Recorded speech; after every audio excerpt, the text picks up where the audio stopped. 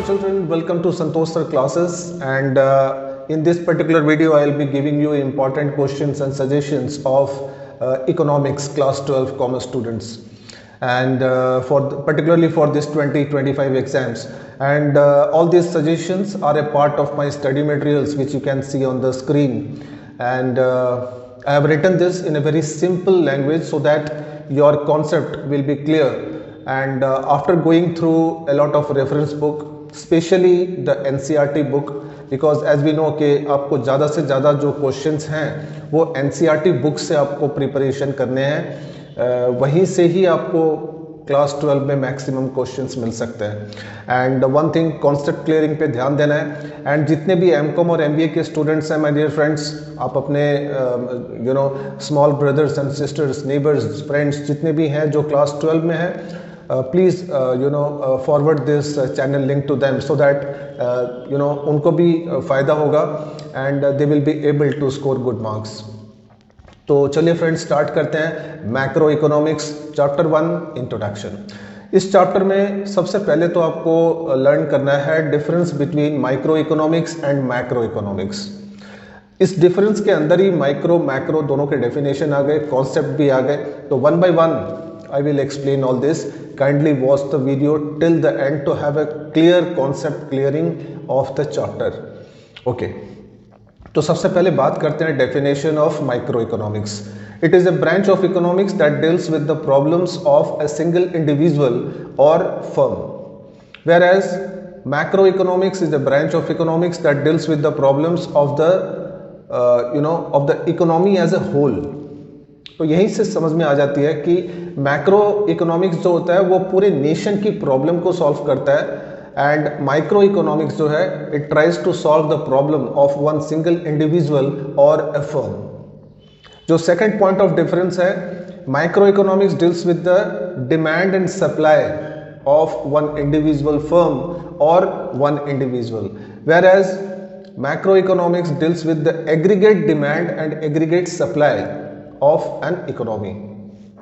तो aggregate demand and individual demand, इसमें फर्क सिर्फ इतना है, individual demand refers to the demand of one person, one individual, one consumer, whereas जब एग्रीगेट डिमांड की बात करते हैं तो it is the sum total of all the the demand of all the consumers during a particular year, like that aggregate supply and individual supply.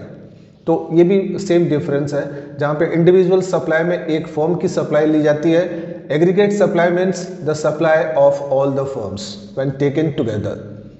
Okay, third point of difference, micro economics includes micro decisions, I mean economic decisions for the welfare of one single individual और a firm, whereas macroeconomics looks after the welfare of the whole nation.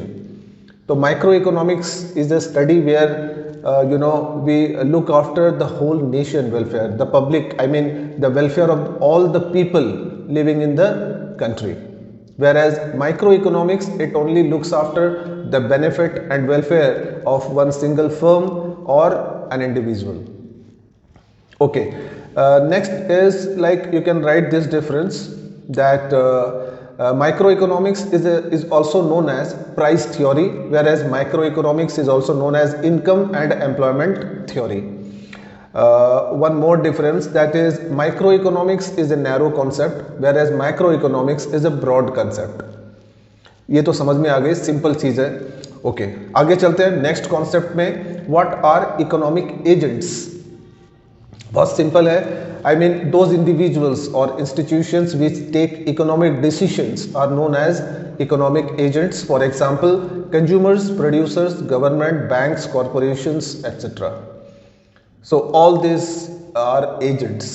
They take economic decisions. Okay. The next concept is, I mean we will talk about the father of modern economics, and he is none other than Adam Smith. And बहुत ही पुराने economist थे, I think the first ever known economist in the world. He was the first person who introduced economics in this world.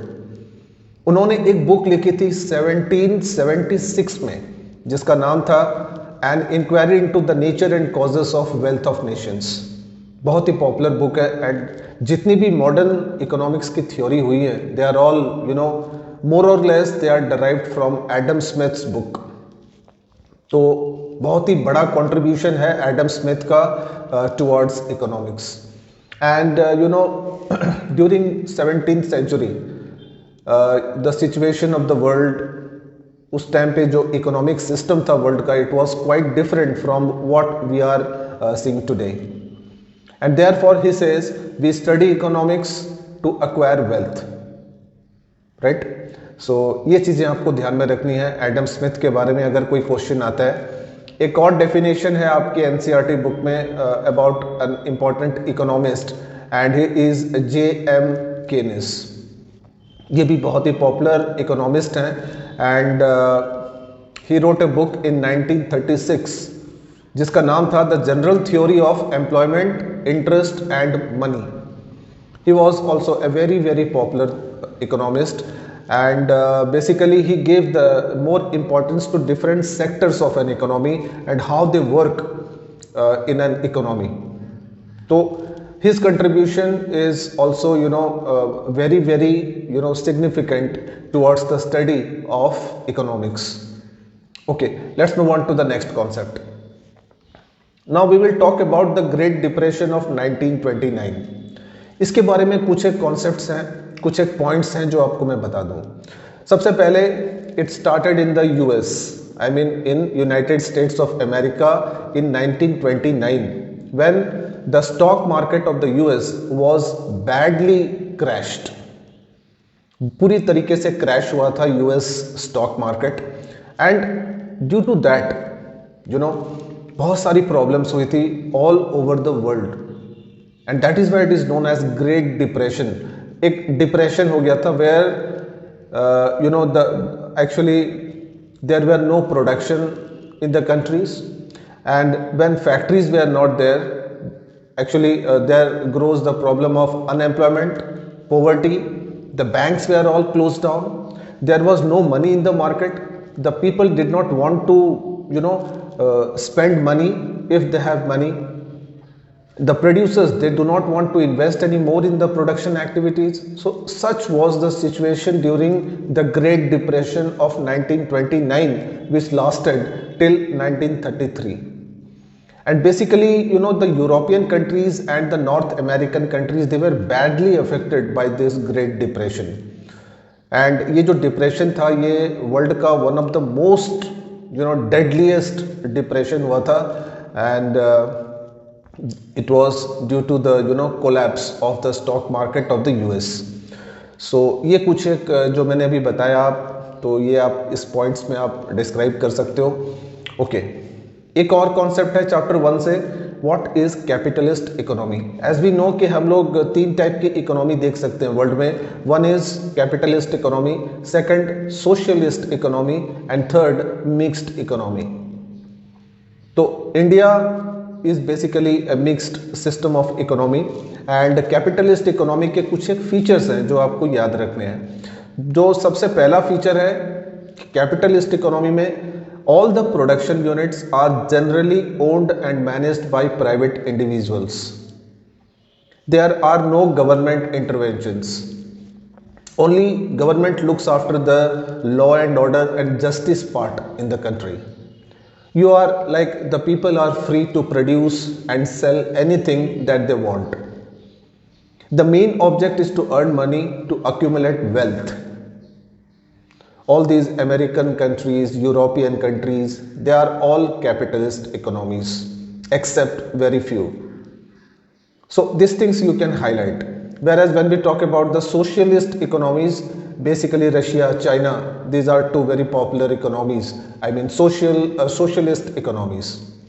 So ये चीज़ें आपको ध्यान में रखनी है when you will try to answer any question on capitalist economy. Okay. Now one more very important concept here. Now what are the 4 sectors of an economy?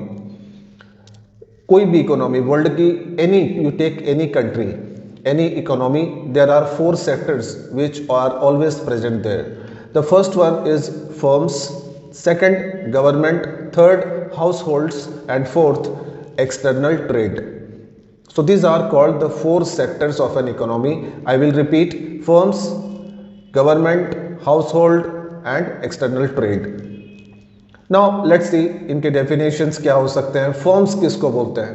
The production units are called firms, where goods or services are produced. They are called firms, and they are generally owned and managed by the entrepreneurs. The entrepreneur, he employs the capital, takes the risk and also the profit. And when we talk about the government or state, now basically it refers to the government of a country, and the role of the government includes framing laws, enforcing them, and delivering justice to the people. It also imposes taxes and spend money on public infrastructure and welfare activities. So all these points you can mention if you get to expand this question. Third sector is household. Now household, as we know, it refers to a single individual who takes economic decisions relating to his own consumption.